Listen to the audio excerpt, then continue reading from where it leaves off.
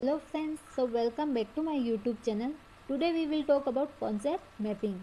So let's move on the contents of concept mapping. So here is contents of concept mapping. First is meaning of concept mapping. Second is definition of concept mapping. Third is example. Fourth is advantages of concept mapping. Fifth is uses and sixth is demerits. तो सबसे पहले हम देखते हैं concept mapping होता क्या है. Concept mapping एक लर्निंग अप्रोच का टाइप होता है जिसका किसी भी टीचिंग सब्जेक्ट में हम यूज़ कर सकते हैं. अप्रोच वो प्रोसेस होती है जिसको टीचर किसी भी टॉपिक या कंटेंट को समझाने के लिए क्लास में कोई एक्टिविटी या किसी मीडियम का यूज़ कर सकता है. Concept mapping is a diagram or the flow chart which represent the relationship between concept. Concept mapping एक फ्लो चार्ट होता है जो किसी भी कॉन्सेप्ट के बीच में रिलेशनशिप को रिप्रेजेंट करता है. It is also known as graphical system. Represent any topic in short points or in diagram with arrows and boxes, circles. ये किसी भी टॉपिक को शॉर्ट पॉइंट में डिवाइड करके किसी डायग्राम में रिप्रेजेंट करता है. ये डायग्राम में एरोज या बॉक्सेस में भी इसको रिप्रेजेंट कर सकते हैं. ये ग्राफिकल टूल होता है जो किसी भी फील्ड में नॉलेज के स्ट्रक्चर को बताने के लिए यूज में ले सकते हैं. जैसे इंजीनियरिंग है, टीचिंग है, डिज़ाइनिंग, इन फील्ड में हम इसका यूज़ कर सकते हैं. A concept map consist of a graphical representation of a set of preposition about a topic. Concept map एक ग्राफिकल रिप्रेजेंटेशन होता है हमारे किसी भी टॉपिक के प्रपोजिशन के लिए. कॉन्सेप्ट मैपिंग में हम कम से कम वर्ड्स में उस टॉपिक को एक्सप्रेस कर सकते हैं. सो अब हम देखते हैं definition of concept mapping.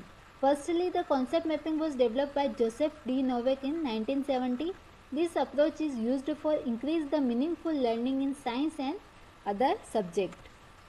According to Diane Ehrlich 2006, the arrangement of major concept from a text or a lecture into visual arrangement.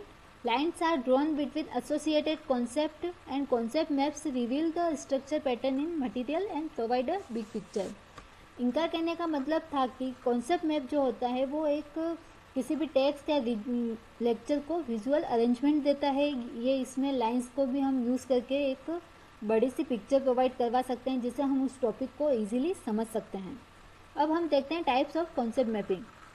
First type is spider mapping, second is chronological, third is flow chart, fourth is system mapping. So आप यहाँ पे example देख सकते हैं. हमने यहाँ पे दो टॉपिक लिए हैं, environment and parts of flower. So यहाँ पे आप नीचे देख रहे हैं एनवायरनमेंट के जो जितने भी कंपोनेंट्स हैं उनको शॉर्ट पॉइंट में डिवाइड करके यहाँ पे रिप्रेजेंट किया है. जैसे ये air pollution, rubbish, acid rain, forest fire etcetera, waste है, इनको रिप्रेजेंट किया है. ये एक स्पाइडर मैपिंग का एग्जाम्पल है. सेकेंड आप देख सकते हैं हम यहाँ पे फ्लावर के पार्ट्स को यहाँ पे रिप्रेजेंट किया है. ये क्रोनोलॉजिकल मैपिंग का एग्जाम्पल है. अब हम देखते हैं advantages of concept mapping. First advantages है used for meaningful learning, second is excellence learning, third is important for recall the knowledge related to topic, fourth is less misconceptions, fifth is stable for long time knowledge. अब हम uses देखते हैं concept mapping के. First use है इसका, it helps in create new thoughts, second is collaborative knowledge, third is improving language ability, fourth is making notes in seminar, class and workshop, fifth is help in preparation in exams. It allows all basic information related to topic on the one page. अब demerits यहाँ पे दे रखे हैं. इसकी वजह से हम class में कंपेरेटिव रैंकिंग नहीं कर सकते हैं स्टूडेंट की. कॉन्सेप्ट में कभी कभी सिमिलर दिखते हैं तो हमें समझने में प्रॉब्लम आती है और इंस्ट्रक्टर के लिए इवोल्यूशन भी इसके लिए बहुत मुश्किल होता है. So thank you so much. आज का टॉपिक यहीं ख़त्म होता है.